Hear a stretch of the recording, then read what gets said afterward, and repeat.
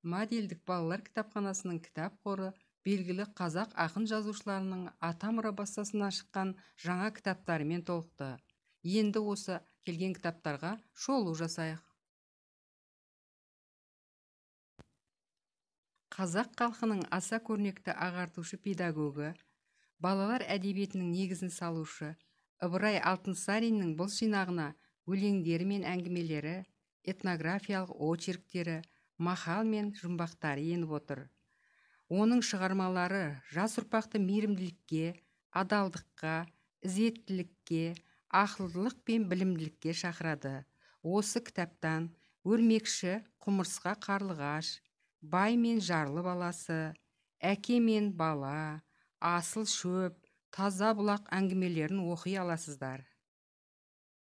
Қарымды қаламгер Мұзаппар Әлімбайдың бұл кітабына таңдаулы топтамалары енген.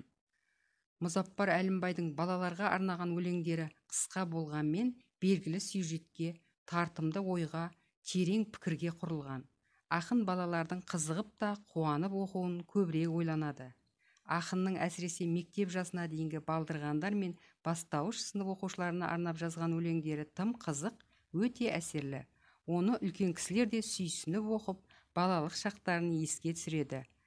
Ақынның «Менің ойыншығым», «Отпен ойнама», «Шынықсаң шымыр боласың», «Аспандағы әпке» кітаптары қазақ балалар әдебиетіне қосылған елеулі үлес болды. Қазақ балалар әдебиетінің сарбаз сардары, халықаралық Алаш сыйлығының иегері ақын Сұлтан Қалиұлының өлеңдері, поэмалары, жұмбақтар, жаңылтпаш ертегілерінен тұратын жыл құстары келгенде кітабы. Оның қаламынан шыққан «Мен мектепке барамын», «Сәлем саған мектебім», «Қандай болып өсемін», «Бақыт құсы», «Қайсы күшті», тағы басқа 20-дан астам жыр жинақтары балалар үшін жазылған.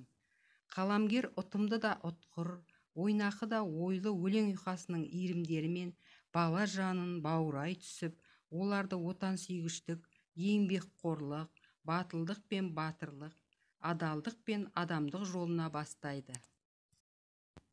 Қазақ поэзиясының қан тәңірісі, ақын, драматург, аудармашы, мемлекеттік сыйлықтың лауреаты Мұқағали Мақатаевтың шығармалары ұлттық әдебиетімізге, қазақ поэзиясының алтын қорына қосылған асыл қазына. Оның шығармалары отан, туған жер мен өскен елге деген риясыз сүйіспеншілікті, өмірге деген шексіз құштарлықты жырлауға арналған. «Үш бақытым» атты кітабында ақынның өлеңдері, сонымен бірге «Аққулар ұйықтағанда», «Моцарт жан азасы», «Райымбек» атты поэмалары енген.